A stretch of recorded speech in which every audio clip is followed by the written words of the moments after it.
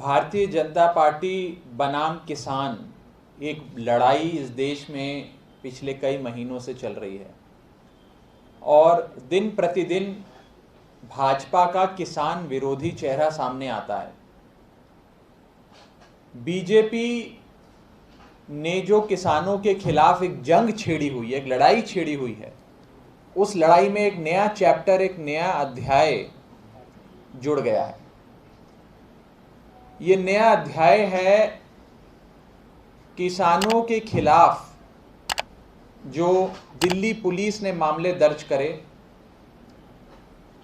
उन मामलों में भारतीय जनता पार्टी केजरीवाल सरकार के वकीलों को हटाकर अपने वकील लाना चाहती है और इंसाफ की मंशा से नहीं, बदले की मंशा से किसानों को नुकसान पहुंचाना चाहती है, किसानों को सजा दिलवाना चाहती है, किसानों से बदला लेना चाहती है। मैं बात कर रहा हूं भारतीय जनता पार्टी के उन षड्यंत्रकारी मंसूबों की, जिन मंसूबों के चलते आज उन्होंने अपने वकील, अपने मनपसंद मनचाहे वकील दिल्ली सरकार पे थोपने की एक नापाक कोशिश करी है, जिसके बारे में आज मैं विस्तार से आप सबको बताऊंगा कि कैसे निर्दोष किसानों को फंसाने के लिए, निर्दोष किसानों से बदले लेने के लिए बीजेपी अपना पब्लिक प्रोसिक्यूटर लाना चाहती है और दिल्ली सरकार का, केजरीवाल सरकार का पब्लिक प्रोसिक्यूटर हटाना चाहती है। आज से कुछ दिन पहले दिल्ली के उपराज्यपाल यानी कि लेफ्टिनेंट गवर्नर साहब और दिल्ली के होम मिनिस्टर के बीच एक वर्चुअल बैठक हुई, जिस बैठक में भारतीय जनता पार्टी के मंसूबे साफ हो गए। उस बैठक में यह स्वीकारा गया, माना गया कि दिल्ली सरकार द्वारा नियुक्त करे गए पब्लिक प्रोसिक्यूटर बहुत अच्छा काम कर रहे हैं। यह भी माना गया कि दिल्ली सरकार के पब्लिक प्रोसिक्यूटर केस अच्छे से हैंडल कर रहे हैं, केसेस में एक प्रोग्रेस भी है और पब्लिक प्रोसिक्यूटर्स के खिलाफ कोई शिकायत भी नहीं है। लेकिन उस बैठक में भाजपा के प्रतिनिधि, BJP government appointee honourable lieutenant governor ने यह बात कही कि हम फिर भी केजरीवाल सरकार के इन वकीलों को हटाएंगे और हम नए वकील लाना चाहते हैं, क्योंकि हम चाहते हैं कि किसानों को सजा मिले और हम उन्हें एक सबक सिखाना चाहते हैं। आप गौर करिएगा मेरे वर्ड्स पे। भारतीय जनता पार्टी की मंशा है किसानों को सबक सिखाने की, इंसाफ की मंशा नहीं है, जस्टिस की मंशा नहीं है, रिवेंज की मंशा है कि हम किसानों से बदला लें। इसके चलते केजरीवाल सरकार के पब्लिक प्रोसिक्यूटर हटाकर बीजेपी अपने पब्लिक प्रोसिक्यूटर लाना चाहती है इन किसान एजिटेशन रिलेटेड मैटर्स में, केसेस में, ताकि भाजपा किसानों को बदनाम कर पाए, उनसे बदला ले पाए। पिछले 8 महीने से देश का किसान, चाहे 2 डिग्री टेम्परेचर हो या 45 डिग्री की तपतपाती धूप हो, वो दिल्ली अपने हकों की लड़ाई लड़ने के लिए पिछले 8 महीने से दिल्ली की दहलीज पर बैठे हैं। ये घमंडी सरकार, निर्दयी सरकार अभी तक ये किसानों का मुद्दा नहीं सुलझा पाई है। आम आदमी पार्टी की मांग बड़ी स्पष्ट थी, किसानों की मांग बिल्कुल स्पष्ट थी कि तीनों काले कानून खारिज किए जाएं, किसानों को एमएसपी की गारंटी कानून में लिखकर दी जाए और किसानों को उनके हक से वंचित ना किया जाए। लेकिन इस घमंडी सरकार ने, केंद्र में बैठी भाजपा सरकार, मोदी सरकार ने, मानो ऐसा लगता है कि कसम खा ली है कि किसानों के खिलाफ लड़ाई लड़नी है। इस लड़ाकी मोदी सरकार, झगड़ालू भारतीय जनता पार्टी की सरकार अब किसानों से इस हद तक जाके लड़ाई लड़ रही है कि केसेस को इन्फ्लुएंस करा जाए, प्रोब को, इन्वेस्टिगेशन को इन्फ्लुएंस करा जाए, और यहां तक कि अब प्रोसिक्यूशन को भी, जो एक इंडिपेंडेंट आर्म होता है किसी भी क्रिमिनल ट्रायल का, प्रोसिक्यूशन में भी घुस के बीजेपी प्रोसिक्यूशन को भी इन्फ्लुएंस करना चाहती है। और उपराज्यपाल साहब और दिल्ली के गृह मंत्री की बैठक में यह साफ हो गया कि भाजपा की मंशा सिर्फ एक है, और वो है निर्दोष किसानों से बदला लेना, किसानों को सजा दिलवाना, और किसानों को और इस किसानी आंदोलन को बदनाम करना। मैं भारतीय जनता पार्टी को कहना चाहता हूं कि जब तक दिल्ली में अरविंद केजरीवाल जी की सरकार है, आप किसी किसान का बाल भी बांका नहीं कर सकते। हम लोग इंसाफ के हक में है। मैं फिर दोहरा रहा हूं, आम आदमी पार्टी जस्टिस चाहती है, इंसाफ चाहती है, बदला नहीं चाहती है। आप द्वेष की भावना से, बदले की भावना से पब्लिक प्रोसिक्यूटर केजरीवाल सरकार के हटाकर बीजेपी के वकील लाना चाहते हो, किसानों को बदनाम करने के लिए, उन्हें निर्दोष किसानों को सजा पहुंचाने के लिए। मैं आज पूछना चाहता हूं, दिल्ली सरकार के जो पब्लिक प्रोसिक्यूटर हैं, जो वकील हैं, क्या उनके खिलाफ कोई कंप्लेंट है? क्या आप उनकी परफॉर्मेंस से खुश नहीं? क्या वो कॉम्पिटेंट नहीं है, काबिल नहीं है वकील हैंडल करने के लिए, मामला हैंडल करने के लिए? जब ऐसी कोई बात है ही नहीं, और जब उपराज्यपाल साहब ने ये सारी बातें भरी मीटिंग में स्वीकारी कि एक, दिल्ली सरकार के वकील बहुत काबिल हैं, दो, दिल्ली सरकार के वकील अच्छे से केस लड़ रहे हैं, तीन, दिल्ली सरकार के वकीलों के प्रोग्रेस से मैं खुश हूं, और चार, दिल्ली सरकार के वकीलों के खिलाफ कोई कंप्लेंट नहीं है, तो फिर केजरीवाल सरकार के वकील हटाकर भाजपा के वकील लाने की मंशा क्या है? भाजपा की वकील लाने की मंशा क्या है? यह आज हम पूछना चाहते हैं। अगर ये बदले की भावना नहीं है तो फिर क्या है? और उस मीटिंग में यह साफ किया गया कि भारतीय जनता पार्टी चाहती है कि किसानों को फंसाया जाए, किसानों को बदनाम किया जाए, उन्हें सजा दी जाए, और एक सबक सिखाना चाहती है। अंग्रेजी में जिन शब्दों का प्रयोग किया गया वो ये थे, that we would like to teach a lesson to these farmers. मैं आज आम आदमी पार्टी की ओर से भारतीय जनता पार्टी को कहना चाहता हूं कि इस झगड़े की भावना को, बदले की भावना को अपने मन से निकाल दीजिए। आप दिन प्रतिदिन झगड़ालू बनते जा रहे हैं।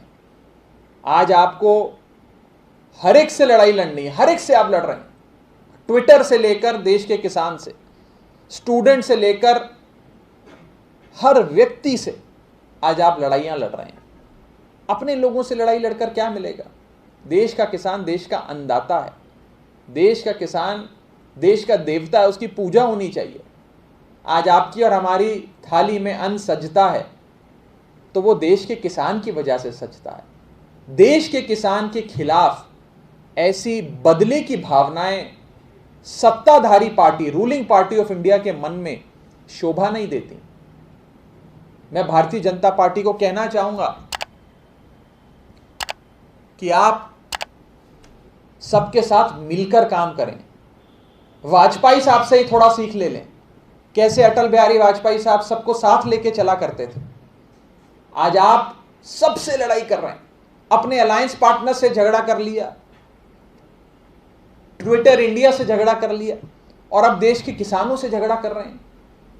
पब्लिक प्रोसिक्यूटर केजरीवाल सरकार के हटाकर बीजेपी अपने वकील लाना चाहती है कि देश के किसान से बदला लिया जाए, उन्हें बदनाम किया जाए, निर्दोष किसानों को सजा पहुंचाई जाए। इस बदले की भावना को अपने मन से निकालिए, और अगर राजनीतिक तौर पे आपको समझाना हो, पॉलिटिकली समझाना हो, तो देश के किसान ने बड़े बड़े घमंडी नेताओं को नीचे उतारा है, बड़ी बड़ी सरकारों को हटाया है। तो देश के किसान को कम ना आंके, देश का किसान जब एकजुट होकर अपने मत की ताकत से जवाब देगा तो आपको पता लगेगा, जिसका थोड़ा सा नज़ारा आप बंगाल में देख कर आए अभी। तो मैं राजनीतिक तौर पे भी, प्रशासनिक तौर पे भी, सामाजिक तौर पे भी भारतीय जनता पार्टी को हिदायत देना चाहता हूं कि एक निष्पक्ष जुडिशियल कार्रवाई में हस्तक्षेप ना करें, निर्दोष किसानों को सजा पहुंचाने की जो आपकी ये नापाक कोशिशें, इन्हें बंद करें।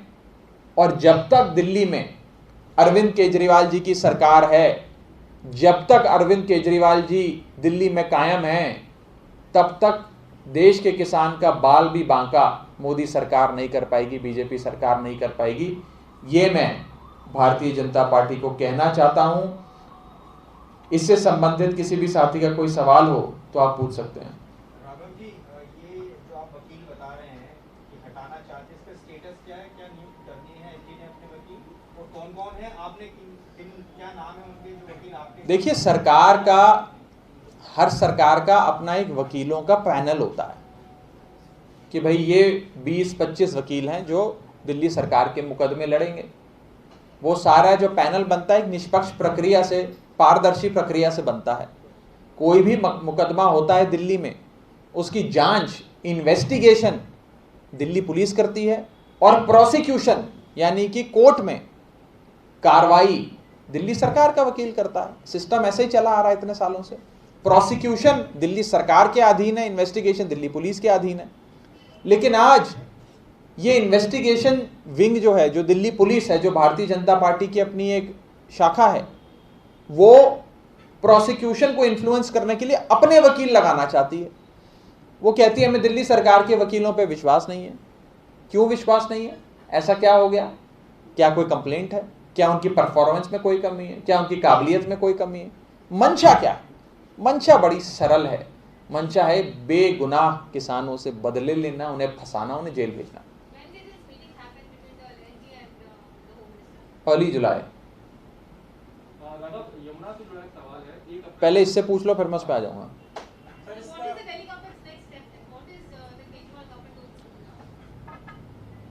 दिल्ली सरकार देश के किसान के हकों के लिए लड़ती रहेगी। The Kejriwal government in Delhi will continue to fight for the rights of the farmers and will continue to protect them.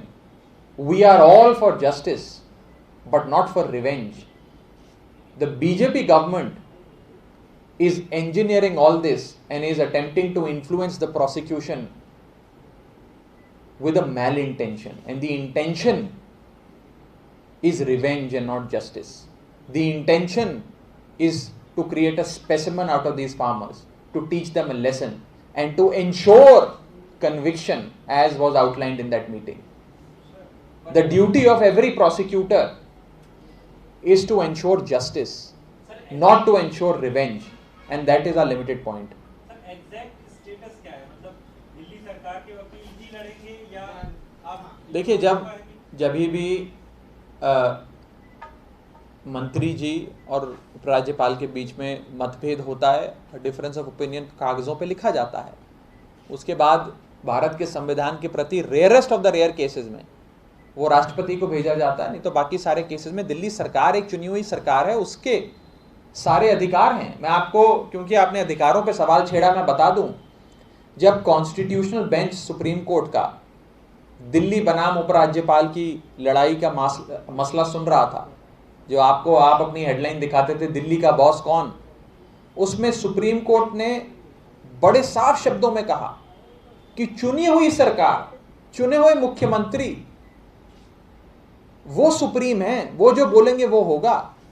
Delhi की जनता वोट देकर उपराज्यपाल नहीं चुनती, दिल्ली पुलिस कमिश्नर को नहीं चुनती है, वोट देके मुख्यमंत्री को चुनती है। तो जो मुख्यमंत्री कहेंगे वही सर्वसर्वा है, उसी चीज को माना जाएगा। ये तो क्लियर तौर पे सुप्रीम कोर्ट के जजमेंट पे आए, मुझे लगता नहीं इसमें कोई विवाद है। इसीलिए हम कह रहे हैं कि जब तक दिल्ली में अरविंद केजरीवाल जी की सरकार है, किसानों का बाल भी बांका कोई नहीं कर पाएगा। लेकिन ये प्रेस वार्ता करके आप लोगों को सूचना देना अति आवश्यक था कि कैसे बीजेपी आज देश के किसान के हितों के साथ खेल रही है, आज बदले की भावना से उनसे लड़ाई लड़ रही है कि मानो ये देश के किसान ना हो, किसी दुश्मन देश के नागरिक हों, कि उनसे बदला लेना है। अपने देश के नागरिक हैं, अपना अन्नदाता, अपना किसान हमारा देवता है, उसकी पूजा करनी चाहिए।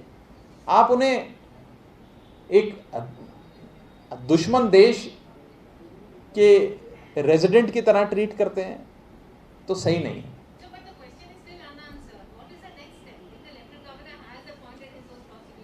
The appointment has not happened. An attempt was made to make the appointment. The next step, we will certainly let you know as the whole thing unfolds.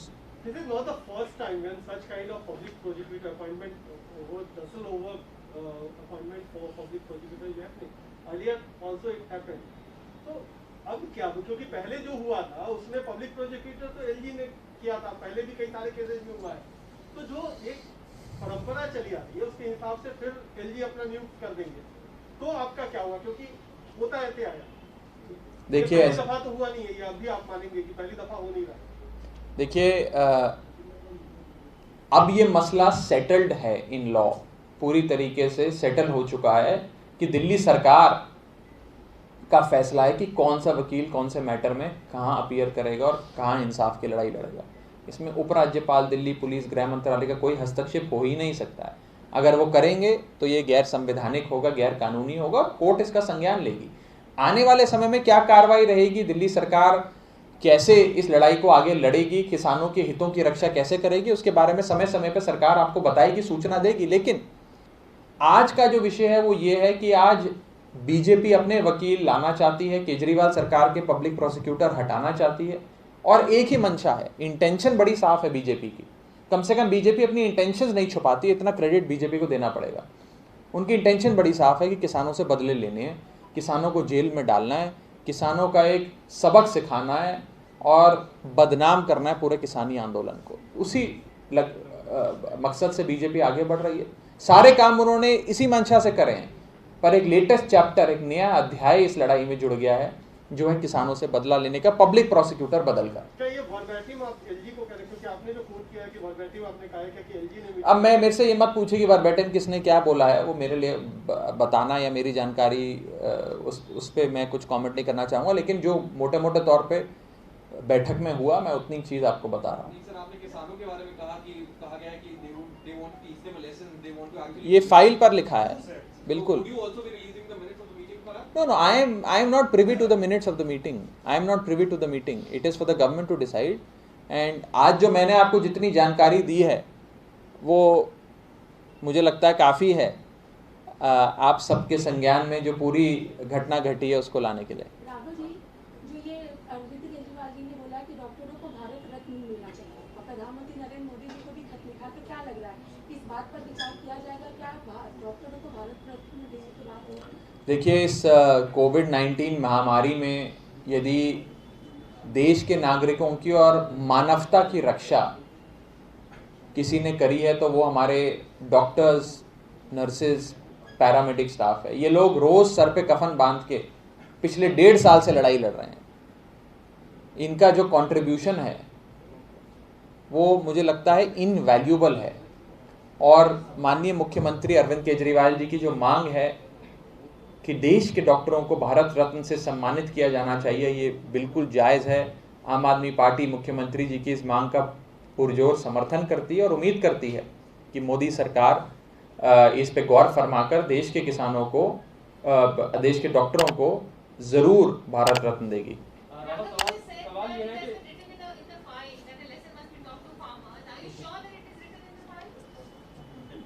I have already commented on it, Rupshi.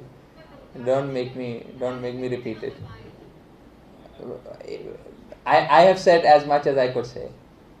Yamuna को लेकर सवाल ये था कि 1 अप्रैल को बैठक हुई थी जलरोड के अधिकारियों की, सीएम ने ये कहा था कि काम काफी धीमे चल रहा है, तेजी लानी चाहिए, जलरोड को जिम्मेदार ठहराया था। देखिए, समय समय अभी की स्थिति क्या है, क्योंकि केंद्र सरकार ने 50 लिख दी है, ये काम नहीं, समय समय पर माननीय मुख्यमंत्री जी सरकार के अन्य विभागों के कामों का पूरा रिव्यू और ऑडिट करते रहते हैं।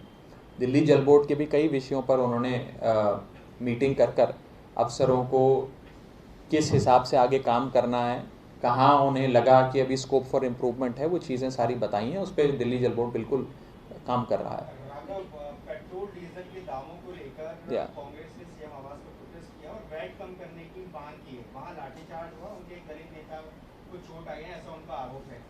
पेट्रोल डीजल के दाम और उस पर वैट पर आपकी सरकार क्या आगे कम करेगी, क्योंकि 100 रुपए पहुंचने वाला है petrol. Just adding to his question, sir, the petrol prices currently stand at 99.9 and the diesel prices are at 89.4. How do you see this?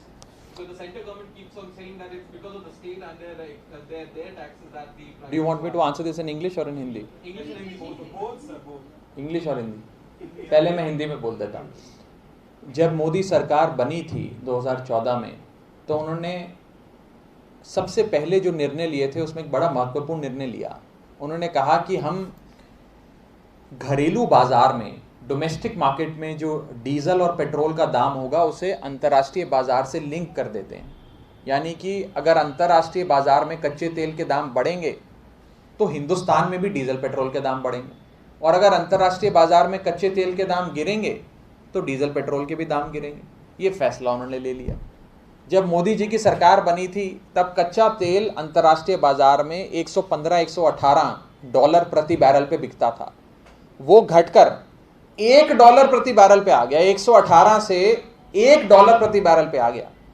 लेकिन एक नए पैसे का फायदा मोदी सरकार ने देश की जनता को नहीं दिया। जब जब अंतर्राष्ट्रीय बाजार में कच्चे तेल के दाम घटते हैं, मोदी सरकार ड्यूटी बढ़ा देती है और पेट्रोल और डीजल को महंगा करी जा रही है। मुझे याद आता है प्रधानमंत्री जी का वो नारा, जब वो प्रधानमंत्री बनने के लिए रेस में दौड़ा करते थे, बहुत हुई महंगाई की मार, अब की बार मोदी सरकार।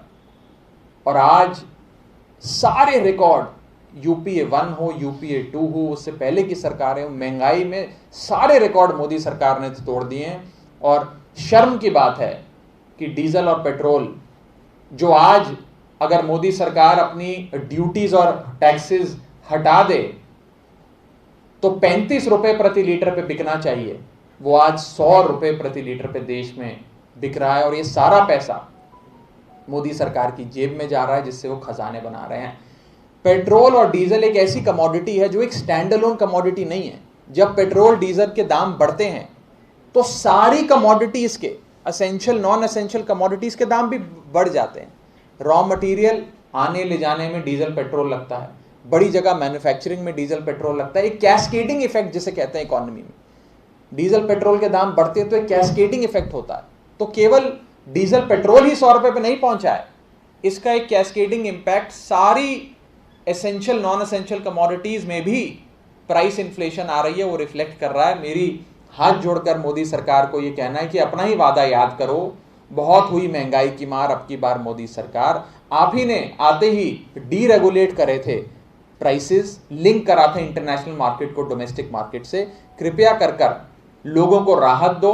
और हमारी ये मांग है, अगर मोदी सरकार चाहे तो वो टैक्सेस और एक्साइज ड्यूटीज वेव कर सकते हैं, काफी कम कर सकते हैं, और 35 रुपए प्रति लीटर के हिसाब से तेल हिंदुस्तान में उपलब्ध हो सकता है देश के नागरिकों को, ना कि 100 रुपए प्रति लीटर पे। 35 rupees per litre and not 100 rupees per liter is a very doable task. I appeal to the Modi government to do the needful. वैट के लिए क्या कहेंगे आप? अपोजिशन दिल्ली में आप बढ़ा ही नहीं ना, जो चीज बढ़ी उसे कम करोगे। जब अंतर्राष्ट्रीय बाजार में 118 डॉलर से $1 पे आ गया दाम, तो दिल्ली सरकार ने तो वैट नहीं बढ़ाया कि चलो जी अच्छा मौका है वैट बढ़ा के अपना खजाना बढ़ा लो, हमारा वैट तो उतना ही जितना था। एक्साइज ड्यूटी बढ़ती गई, केंद्र सरकार अपनी लेवीज लगाती रही, ड्यूटीज लगाती रही, बढ़ाती रही। जिसने बढ़ाया वो कम करेगा, जिसने 6 साल 6.5 साल लूटा। 2017 में आपने वैट बढ़ाया था। अरे आप कंपेयर करिए, मैं यही कह रहा हूं, आप कंपेयर करिए। 118 डॉलर से $1 पे आ गए। ये लोग रोज एक्साइज ड्यूटी बढ़ाते हैं, डेली आर्ली बेसिस पे बढ़ाते हैं।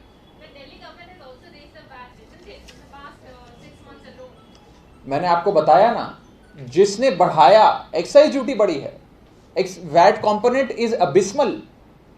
ये तो कंफ्यूज करके गोलपोस्ट शिफ्ट करने की बात है, ऑब्फस्केट करने की बात है बहस से। कौन रोज हिंदुस्तान में डीजल पेट्रोल के दाम बढ़ाता है डेली बेसिस पे? केंद्र सरकार। कौन एक्साइज ड्यूटी रोज बढ़ाता है? केंद्र सरकार। किसने 100 रुपए प्रति लीटर के दाम पहुंचा दिए डीजल पेट्रोल के? केंद्र सरकार। तो कौन कम करेगा ड्यूटी? कौन सस्ता करेगा डीजल पेट्रोल? केंद्र सरकार। आंसर बड़ा सरल है। बीजेपी की प्रोपेगेंडा में हम लोगों को नहीं फंसना है। बीजेपी से पूछना है, आपने कहा था बहुत हुई महंगाई की मार, अब की बार मोदी सरकार, आपने इंटरनेशनल प्राइसेस से लिंक करी थी डोमेस्टिक मार्केट को, अंतर्राष्ट्रीय बाजार में $118 प्रति लीटर पे बिकने वाली वस्तु, वो तेल $1 पर आ गया, लेकिन आपने कोई रिलीफ देश की आवाम को नहीं दिया। इसे दिन दहाड़े डकैती कहते हैं। आइए उस पर अलग से बात करेंगे। पानी भाई सवाल यह है कि 6 से 7 घंटे टैंकर लेट कर रहे हैं। नहीं, अगर कहीं कहीं भी कोई स्पेसिफिक इशू है तो आप हमें बताएं, हम बिल्कुल वहां संज्ञान लेते हैं इमीडिएटली पानी का टैंकर। और जहां से देखिए 3 टाइप से पानी सप्लाई होता है दिल्ली में। पहला होता है पाइपलाइन नेटवर्क के थ्रू।